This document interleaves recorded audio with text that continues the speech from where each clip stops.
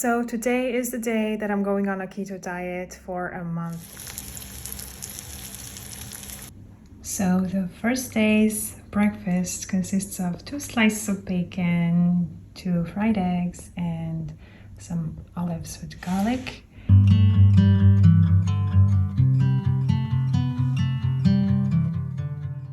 This is about 11 o'clock and I'm craving something to eat, and there's not much to eat in the fridge or outside of it that's keto, so I'm gonna make myself, I'm boiling some water to make some tea and maybe some coffee to just keep me going until lunch. Yeah, and lunch is going to be some broccolis. This is fried morcilla, which is blood sausage from Spain, and some baked broccoli. From the first day onwards, I tried to make sure to stay well hydrated to avoid any type of keto flu symptoms like fatigue and headaches. And when it came to snacking between meals, I snacked on the leftover vegetables that I cooked for lunch, for example. Whereas before, I would easily opt more for a biscuit or some chips, especially in the late afternoon. So on this diet, the snacking hour did not change, but the snack itself changed for the better. So it's much later in the day and I came to hang out with a friend and I'm gonna just weigh myself. Out of curiosity, I went ahead and weighed myself after dinner in the evening of the first day. I was around 62 kilograms. So this is the second day and I wanted to come in and note down something that I felt yesterday. I started feeling tired from 6 p.m. onwards. I just wanted to lie down and sleep. So the second day breakfast looks a lot like yesterday, except instead of 2 fried eggs, I have some cheesy omelet. Eating at home on this diet was not hard. If anything, I felt satiated more easily. The volume of the food I was consuming was much less than usual. I ate 4 times a day, that is breakfast, lunch, dinner, and a snack at 4 p.m. I'm snacking like 10,000 times a day. Things start to change from 4th day. I remember getting up and immediately feeling like I was starving to the point my whole body felt weak and my hands were slightly shaky. I ate as soon as I could and felt much better. Since then, I just felt hungry between meals for some reason.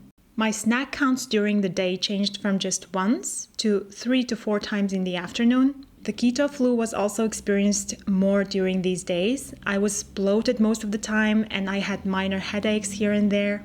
Also, falling asleep in the evening was difficult. Some nights I stayed awake in bed for hours before I could fall asleep. The strange thing is that I never had this problem before.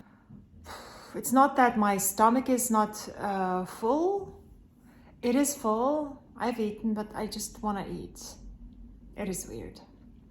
Anyways. Also, eating out on this diet was challenging, to say the least.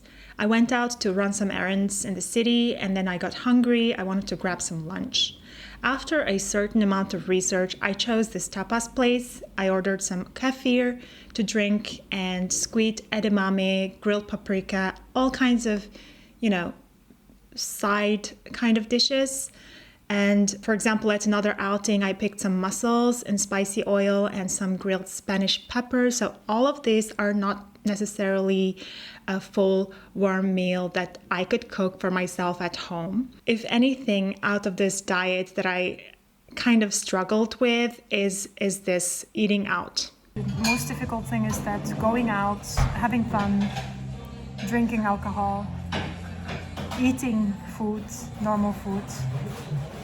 It's really hard to find something warm that is keto-friendly as well, so maybe it's like a niche market here, everywhere. Only for me. Everywhere.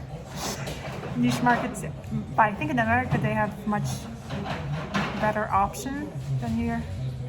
Sorry, baby. I miss bread with butter. There are so many things that I miss.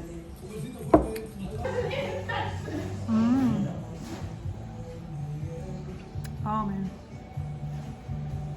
But I would give it to keto that it's healthy. Me too. And it's very money friendly as well. You don't buy alcohol, you don't eat a lot of stuff. You just live on olives and chorizos. You tell what you need to tell, baby. I need to have some kind of push on my back. It's Yeah. really hard. It is. Anyway. I noticed that my endurance during exercise was much less during the first half of the month. I usually work out twice a week and I do mostly the same exercises that rotate depending on how I feel. At some point during the workout, I had to stop or lessen the strength of the exercise. Okay. Can't do it anymore. But all of this started to take a shift for the better in the second half of the month, fortunately. I started juicing a healthy concoction of celery, cucumber, lemon, ginger every other day, and I think it helped me to curb my cravings for snacks in the afternoon drastically. Or maybe it was the benefit of being in ketosis for 2 weeks, who knows. Whichever it was, my physical performance during these days was back to normal, let's say, and my mood was elevated. I had consistent high energy and mental clarity throughout the day. Now let's talk about the meals. It is actually very easy to prepare your meal on keto diet because, there are not so much of a choice other than, protein and veggies.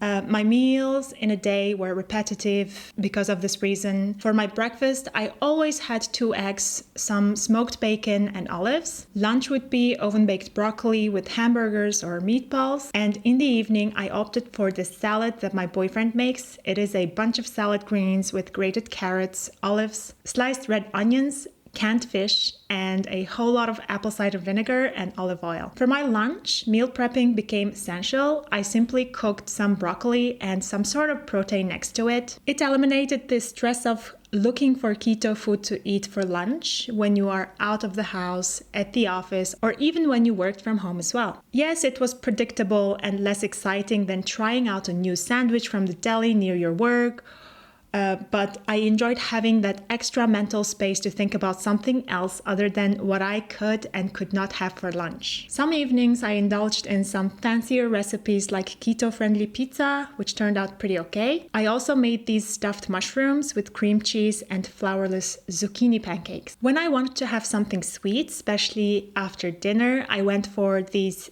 pecan nuts covered with dark chocolate sweetened by stevia, or these caramel candies with no sugar. The last week of my 1-month keto journey was the nicest. Everything was on track. I felt great. I enjoyed the various benefits that this diet offered. If you have stayed this far watching, you might be wondering how much weight I have lost. This is the last day and I'm gonna weigh myself. Although I felt much fitter and especially thinner around my waist area, I have not lost much weight on the scale. My guess here is that I lost fat and gained muscle instead.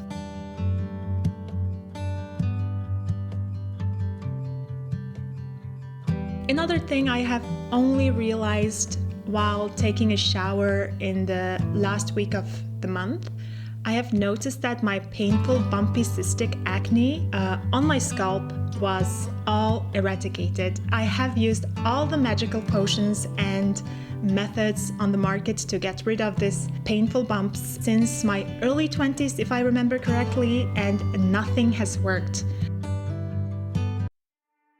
And that's a wrap. From bidding adieu to my beloved carbs to embracing all things fat, but also all things green and juicy, it is safe to say that my taste buds embarked on a roller coaster ride of eating the rainbow. This month made me realize how much I depended on carbs for their convenience and their availability everywhere. Moving on from this experiment, I will be more conscious when it comes to grocery shopping and planning meals. Now, it is essential to remember that what works for one person may not work for another. The keto diet is not a one-size-fits-all solution, as for any other diets.